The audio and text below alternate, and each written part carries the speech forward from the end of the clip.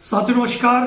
Advocate Narendra Joshi social media platform पर आपका हार्दिक स्वागत है। साथियों, जैसा कि जानते हैं आप कि प्रतिदिन हम कोशिश करते हैं कि किसी न किसी एक अच्छे टॉपिक पर लोन डिफॉल्टर के हक और अधिकारों के बारे में बातचीत की जाए। किन विषम परिस्थिति और आर्थिक हालातों के चलते यदि कोई व्यक्ति लोन डिफॉल्ट का शिकार हो जाता है तो वो कोई क्राइम कमिट नहीं करता है, लेकिन आज का थंबनेल आपने कुछ अलग देखा होगा। यदि हमारे मल्टीपल लोन डिफॉल्ट है और मल्टीपल लोन डिफॉल्ट की कंडीशन में जब हम लोन की ईएमआई को पे नहीं कर पा रहे हैं, लोन की जो आउटस्टैंडिंग है उस लोन की आउटस्टैंडिंग को पे नहीं कर पा रहे हैं, ऐसी स्थिति में हमें व्हाट्सएप पर थोड़ा सा अवेयर रहने की ज़रूरत है और बहुत ज़्यादा ज़रूरी है व्हाट्सएप पर अवेयर रहना। क्यों? वीडियो को पूरा सुनेंगे तो आपको यकीनन समझ में आ जाएगा और उसके बाद कभी भी आप किसी भी अननोन व्यक्ति की व्हाट्सएप कॉल और वीडियो कॉल नहीं उठाएंगे। लेकिन उससे पहले वो बात शुरू करूं, मैं एक महत्वपूर्ण बात बताना चाहता हूं कि एक नोटिस आज की तारीख में कई साथियों को आ रहा है। एक लीगल फर्म है, लीगल फर्म का नाम मैं नहीं बोलना चाहूंगा, वो उनका काम कर रहे हैं, लेकिन मल्टीपल लोगों को जो ये नोटिस आ रहे हैं तो इस नोटिस का जो सब्जेक्ट है वो मैं पढ़ूंगा, आप अपने मैच कर लीजिएगा। यहां पर एक ब्रैकेट भी बना हुआ है नोटिस के अंदर, आप समझ जाएंगे। सब्जेक्ट है regarding cheque ECS NSCH bouncing proceeding initiate against you being the drawer of the instrument under section 138 of the negotiable instrument act 1881 and और section 25 of the payment and settlement System Act 2007 as amended till date to loan account number लिखा है in the name of Mr. Mrs. जो भी ये नाम लिखा है और इसके बाद ये नोटिस भेजा गया है।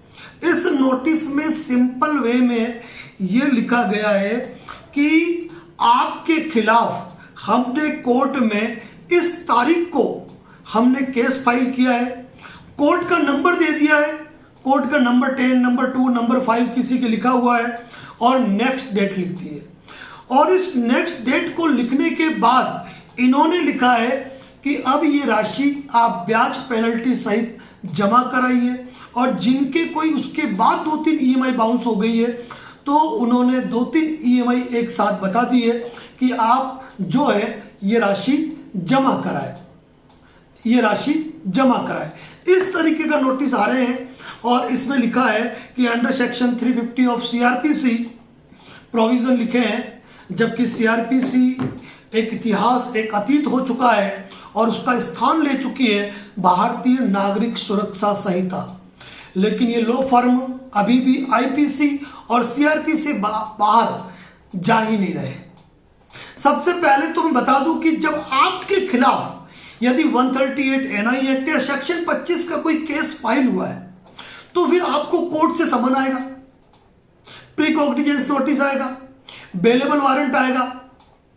तो ऐसी स्थिति में यदि आप पेमेंट देना ही चाहते हैं तो सिंपल वे में आप कोर्ट में आप पेमेंट जमा करा सकते हैं। फर्स्ट हियरिंग को माननीय सर्वोच्च न्यायालय की रूलिंग है कि यदि आप प्रीकॉग्निजेंस स्टेज या समन की तामील पर अगर कोर्ट में उपस्थित होकर जो ईसीएस अमाउंट या चेक अमाउंट है आप जमा कराते हैं, केस खत्म।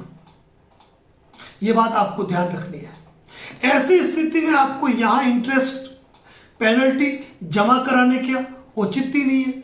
दूसरी बात यह है कि यदि आप इनको जमा भी करा देते हैं तो ये केस विड्रॉल करेंगे नहीं, केस में पीएफ पेश करना छोड़ देंगे, तामीलें जारी होगी नहीं और साल भर बाद फिर यही केस आपके सामने खड़ा है वारंट लेकर।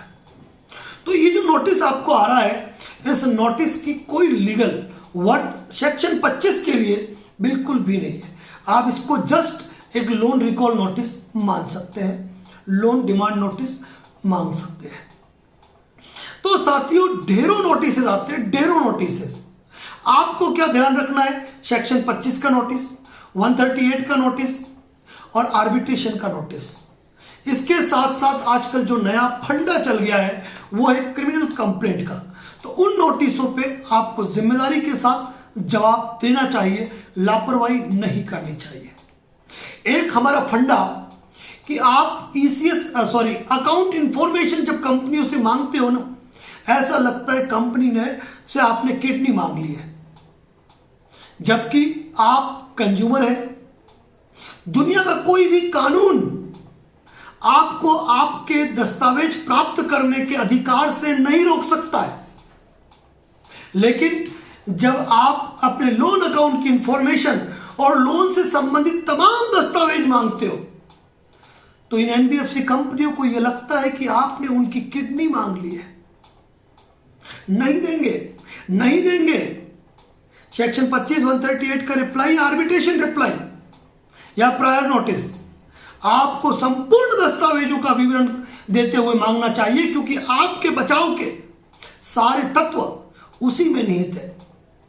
उसी में से आपको एक ब्रह्मास्त्र, एक दिव्यास्त्र मिलेगा जो आपके केस को करेगा खत्म। ध्यान रखिए। और यदि आप ये जानकारी मांग रहे हो और कंपनी आपको जानकारी नहीं दे रही है मेल पे, वो लिख रही है आपको जानकारी क्यों चाहिए, ये डॉक्यूमेंट हम प्रोवाइड नहीं कर सकते, अगर उन्होंने क्रॉस में ना रिप्लाई कर दिया, आप सीधा आरबीआई को कंप्लेंट करें। या फिर उन्होंने कोई घुमा फिरा के जवाब दिया, तो आप मेल के अंदर लिखिए कि भाई ये डॉक्यूमेंट प्राप्त करना मेरा कानूनी अधिकार है। यदि भारत के किसी भी कानून में यदि ऐसा लिखा हो कि एक लोन अकाउंट होल्डर को उसके डॉक्यूमेंट नहीं दिए जा सकते हैं, तो आप हमें वो क्लॉज बता दीजिए। या फिर आप हमें बताइए कि आप डॉक्यूमेंट नहीं देंगे तो हम आरबीआई की किस वेबसाइट पे हम कंप्लेंट फाइल करें। वैसे सबको मालूम है, लेकिन आप लिखिए और आरबीआई को आप कंप्लेंट फाइल करो। और साथियों, आप ये जो शिकायत कर रहे हैं ना, जब तक आपकी कंप्लेंट स्टैंड है, कोई रिकवरी एजेंट आपके पास रिकवरी एक्ट नहीं कर सकता है। यदि कंपनियों ने आपके खिलाफ कोई भी लीगल कार्रवाई कर दी है, तो वह आपसे रिकवरी नहीं कर सकती है। अगर कोई रिकवरी एजेंट फोन करता है तो खुल के बताइए कि मेरे खिलाफ section 25, 138, NI act, criminal complaint और आर्बिट्रेशन जो भी कार्रवाई आप इनिशिएट कर चुके हो। ऐसी स्थिति में जब कार्रवाई मामला लीगल में चल रहा है, तो आपको रिकवरी का राइट नहीं है। और राइट है तो आपकी कंपनी की मेल आईडी से हमको मेल करवाइए। किसी थर्ड पार्टी को भी राइट नहीं है, यदि आपके खिलाफ लीगल कार्रवाई हुई है तो आपसे रिकवरी करें। अपने अधिकारों को जानना पड़ेगा साथियों। यदि आप एडवोकेट नरेंद्र जोशी से सलाह मशवरा करना चाहते हैं, मल्टीपल लोन डिफॉल्ट है। वैसे तो हमने हमारे यूट्यूब चैनल मेंबरशिप पे इतनी जानकारी अपलोड कर रखी है कि आपको किसी सवाल की जरूरत नहीं है। फिर भी यदि बात करना चाहते हैं तो डिस्प्ले पे जो हमारा ऑफिस कॉन्टैक्ट नंबर दिया है, वहां पे आप व्हाट्सएप कर सकते हैं, फोन करने की आवश्यकता नहीं है। अब साथियों, मैं आपसे कह रहा था वो मेन टॉपिक कि किन्हीं कारणों से यदि आपका लोन डिफॉल्ट हो गया है और आपको व्हाट्सएप पे फोन पर फोन आ रहे हैं, तो मैं आपको कहना चाहूंगा कि आपको किसी का भी व्हाट्सएप कॉल रिसीव करने की आवश्यकता नहीं है। कुछ लोग तो इतने भोले और इतने सीधे हैं कि वो व्हाट्सएप पे वीडियो कॉल अटेंड करते हैं। ये वीडियो आज इसलिए बनाना पड़ रहा है कि एक रिकवरी एजेंट द्वारा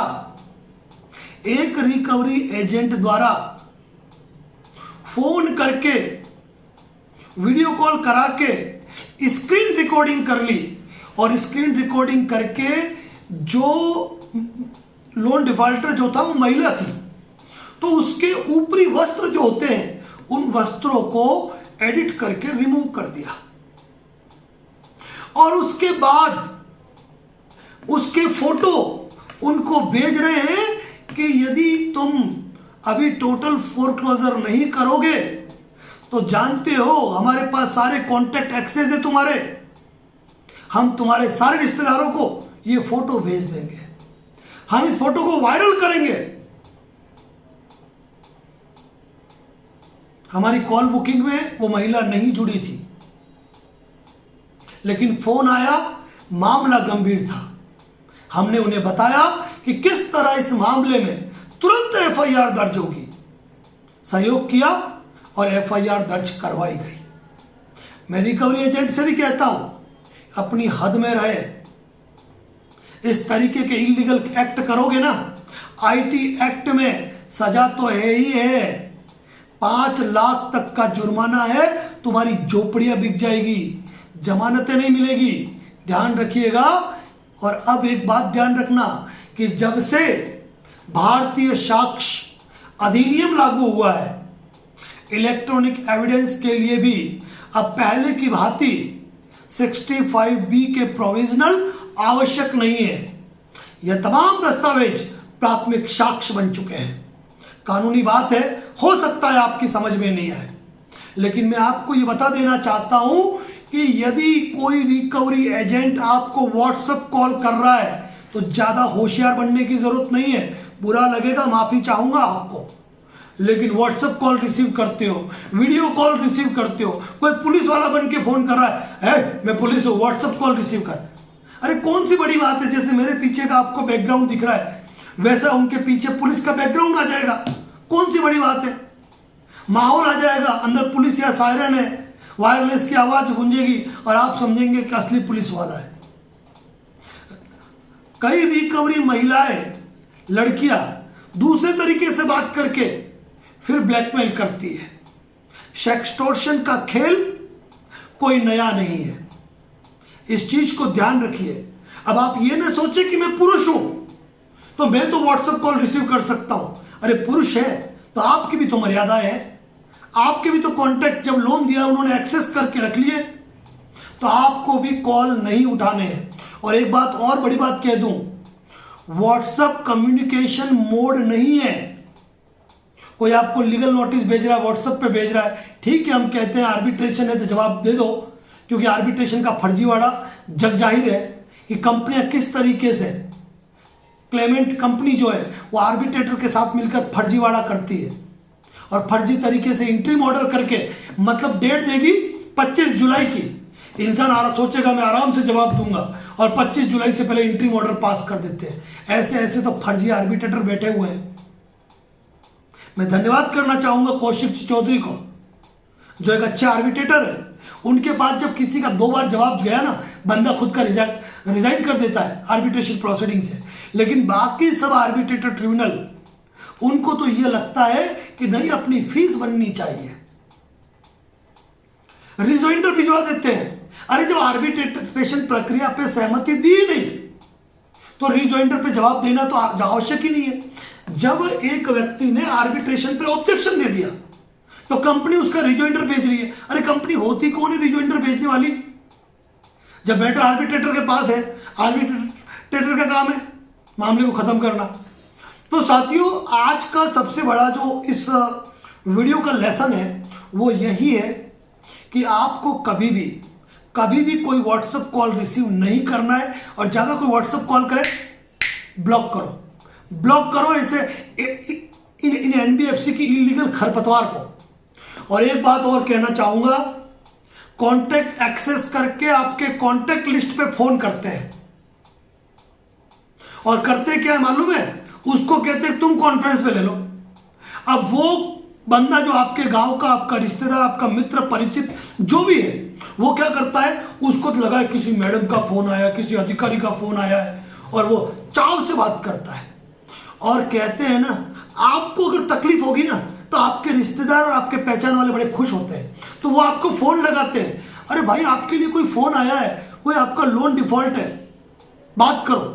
और आप भी अपने रिश्तेदार के सामने उस पर कॉन्फ्रेंसिंग, अरे भाई मैंने कहा था मैं जमा करा दूंगा। अरे मत कहो ऐसा, आप कहो अच्छा मेरा लोन है, कौन सी बैंक से लोन है?